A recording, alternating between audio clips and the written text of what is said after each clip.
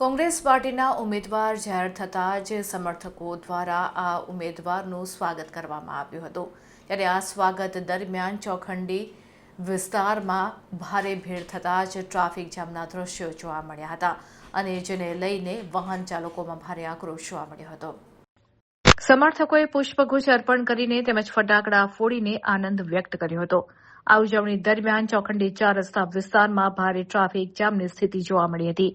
રસ્તા ઉપર વાહનોની લાંબી લાઈનો લાગી ગઈ હતી, જેને કારણે સામાન્ય જનતાને ભારે હાલાકીનો સામનો કરવો પડ્યો હતો। સ્થાનિક લોકો અને વાહન ચાલકોમાં અસંતોષનો માહોલ જોવા મળ્યો હતો। ખાસ નોંધનીય બાબત એ રહી કે આટલી મોટી ભીડ અને ટ્રાફિકની સમસ્યા હોવા છતાં સ્થળ પર પોલીસ બંદોબસ્તનો સંપૂર્ણ અભાવ જોવા મળ્યો હતો। કોઈપણ પ્રકારનું ટ્રાફિક નિયંત્રણ કે સુરક્ષા વ્યવસ્થા ન હોવાને કારણે પરિસ્થિતિ વધુ વિકટ બની હતી। સ્થાનિક નાગરિકોમાંથી માંગ ઉઠી રહી છે કે ચૂંટણી જેવા સંવેદનશીલ સમય દરમિયાન આવા કાર્યક્રમોમાં પોલીસ દ્વારા યોગ્ય બંદોબસ્ત ગોઠવવામાં આવે, જેથી ટ્રાફિક વ્યવસ્થા જળવાઈ રહે અને સામાન્ય જનતાને મુશ્કેલી ન પડે।